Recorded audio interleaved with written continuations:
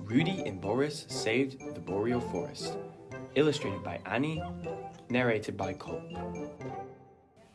Once the grand Boreal forest crossed the mountains and rolling hills, but now nothing but stumps remained where the towering spruce trees once thrived.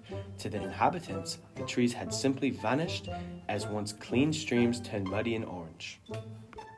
On one sunny day, Boris the beaver was taking a stroll along his favorite stream, gnawing on the odd tree with his large incisors meant for just that, when suddenly he spotted a large struggling figure in a branched-off pond. He ran up in concern and saw a large caribou trapped in the syrup. "Thank goodness someone has come to save me," the caribou cried, flattening his legs. "You have to get me out of here."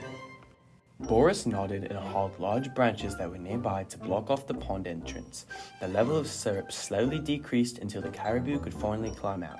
"Phew, I thought I was going to have to eat syrup for the rest of my life. I'm Rudy the reindeer." I'm Boris the beaver. Why was there syrup in this stream?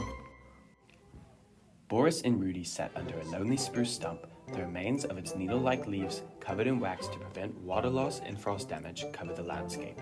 "There have been a lot of syrup floods lately," Rudy explained. "The streams are clogged with syrup."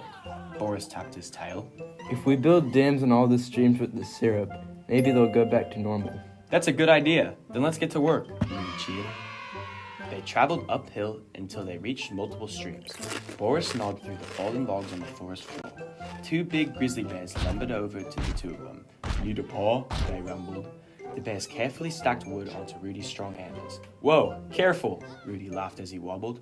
"Hurry, there's a storm coming," the bears warned, looking up at the clouds starting to gather. Rudy, Boris, and the bears worked tirelessly hour after hour to stop the flow of syrup polluting the crystal rivers until "Ouch!" yelled Rudy. A piece of his antler, normally used for digging through dirt and snow for food, falls on the ground with a thud as the time grows near for him to shed his antlers. A hummingbird zipped by before flying back. "What happened?" he squeaked. "My antler broke," Rudy sighed. The ruby-throated hummingbird darted away to a bright, colorful, and sweet-smelling wood lily before flying back its long, sleek beak designed for fishing out nectar from the deepest parts of flowers, now covered in pollen. He poured sap over the end of the broken antler and ordered the bear to glue it back onto Rudy. The bears worked, spreading and strengthening the sap. "Good as new," the hummingbirds chirped. Together, they stacked wood methodically until they were exhausted. Just as everything started to seem to be working good, there was a slow crack and a giant thud. The ground shook as the biggest spruce tree in the forest toppled over, knocking over the honey beehive off the tree. Rudy's ears shot up in alarm before drooping. "That must have been another tree. What's happening?" Boris whispered. All the trees are collapsing. There's nothing for the roots to hold on to. "What are we going to eat without any honey?" the bear said. His friend agreed sleepily. What they didn't see was where the tree landed, right on an old maple syrup factory, fed by the few red maple trees in their adaptable and extensive root systems, causing them to survive in the harshest conditions. The building shook as the walls crumbled and windows shattered with effort to hold it upright. Inside, giant vats filled to the brim with syrup rumbled dangerously, teetering next to the shelves overflowing with jars. The grey clouds continued to gather in the sky, and thunder crackled in the distance. Crash! A huge vat burst open, sending golden syrup pouring through the forest's watershed. It started to rain heavily as the grey clouds drifted overhead. Meanwhile, Boris, working on his dam, slapped his tail in frustration. Not again. These logs won't sit still. One of the bears, groggy because of the oncoming hibernation, decides to lay down and to take a rest. His thick fur coat and many layers of fat for insulation makes quite the comfy mattress in the wild. Coming over the hill, sharp claws extended, the Canadian lynx chased the snowshoe hare right past the group. However, it looked as if they were running from something bigger. The sleeping bear let out a loud snore through the pouring rain, and whoosh, the dam collapsed as a flood of syrup and water roared through the valley, destroying all the progress they had made over the past few days. Rudy and Boris stared at the wreckage.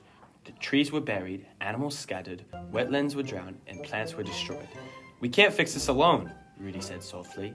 "We have to try another way." Boris nodded. I have an idea. I'll call everyone to help. The bears and hummingbirds returned, ready to assist in the lessened rain. The friends gathered logs, and for the first time, they used the syrup as glue. Sticky but sturdy. Boris said proudly as they blocked off the landslide wreckage with the wood walls. They built dams using syrup and piled wood layers of ferns on top, as the waxy coatings of the leaves would ensure no water would slip through the gaps. Finally, they layered moss over the top to suck up excess syrup and water. The moss attached to the wood using rhizomatic hairs that clung to the bark. Just as they finished, a rumbling ran through the forest. Syrup and mud flowed down the hills rapidly. It crashed against the sturdy wood walls and flowed around them, redirected away from the streams. We did it! Boris said, hopping up and down in joy. We couldn't have done it without you, Rudy exclaimed. Boris looked around at the animals clustered around him and exclaimed, We couldn't have done it without teamwork. The animals all whooped and hollered at their newfound friendship. Squirrels who were watching the commotion scampered in to help, holding saplings in their paws.